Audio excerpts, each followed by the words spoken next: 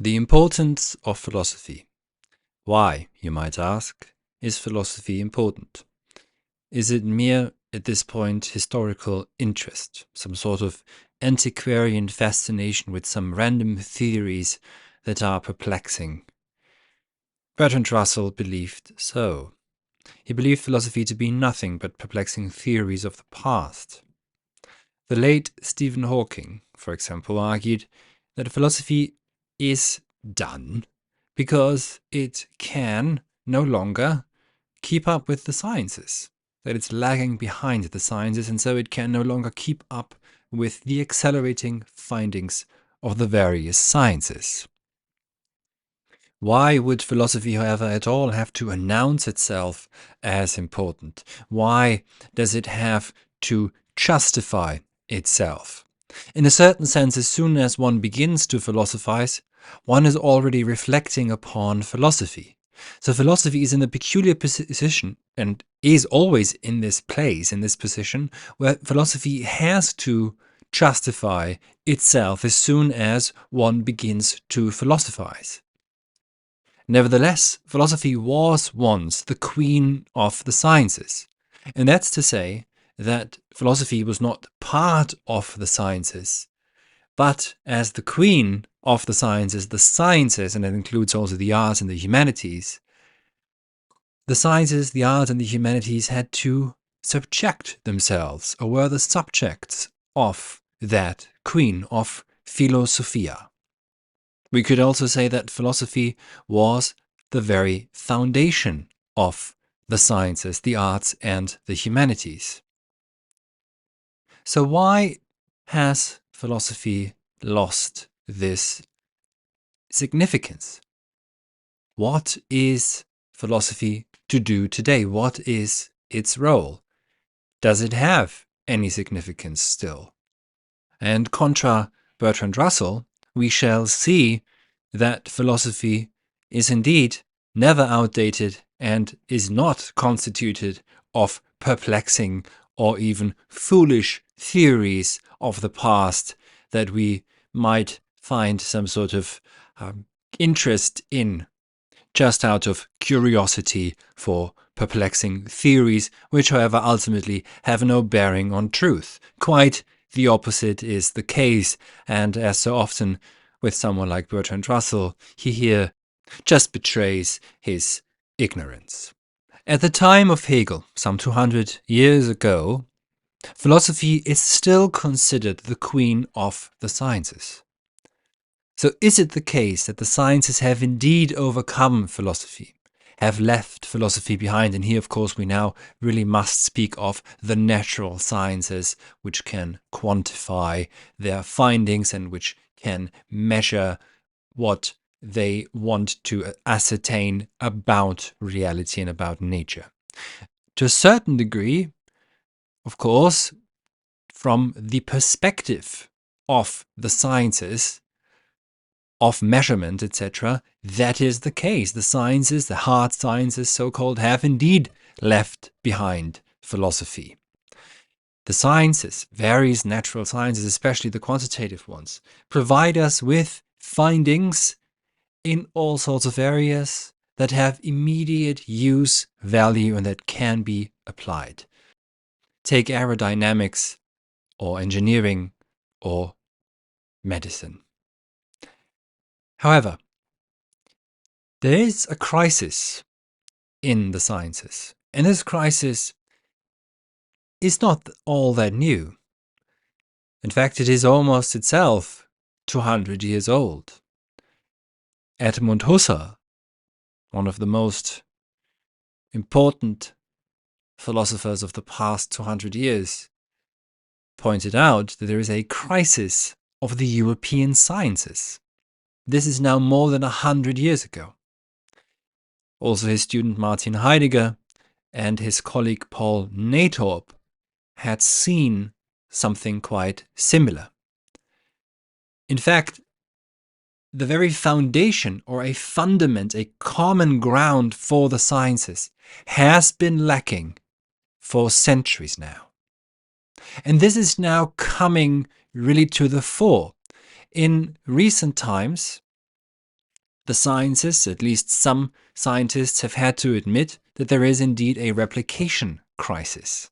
The replication crisis, simply put, is a crisis that impacts the methodology of scientific research. I'm quoting here from the News Medical website. Over time, to quote, it has been realized by several bodies that the results of many scientific studies are hard or almost impossible to reproduce accurately. Now, to put this in some different words, this means to say that what is supposedly objective in those findings, in what is being measured as objectively real, cannot be replicated. That's to say, is not objectively real. This is how this crisis of the European sciences, which are now planetary sciences, is now being articulated. But again, this is not a new phenomenon. This is almost as old as the later stages of modernity. And it begins around the time of Hegel, intensifies at the time of Nietzsche, and really comes to the fore with when Edmund Husserl is writing and Paul Natorp and Martin Heidegger in the early 20th century. In fact, the entire project of Being and Time, Martin Heidegger's magnum opus, was concerned primarily with finding a fundamental ontology in which to ground all the sciences, the new ontologies going forward. So it seems it's not philosophy that is in crisis, that is lagging behind, but it is instead the sciences, and especially the so-called hard sciences. And it is ironic that Max Planck's dictum that only what's measurable is real is now coming back to haunt the sciences. Now, philosophy does not have to pander or curry favor with the sciences in order to make itself heard again or make itself significant again with the various philosophies of various sciences, etc. Instead, what philosophy has to do is to begin to remember again for itself what it is and what it always was and what it always has been. So the question for the importance of philosophy is actually a question that asks for what is philosophy. Philosophy has to remember for itself again that what its ultimate and first task is and always has been from the beginning, from its very inception with Plato and Aristotle, which is also a response, by the way, to sophistry, that its initial task is to find, articulate, and establish the unity of being and thinking. But what does that mean?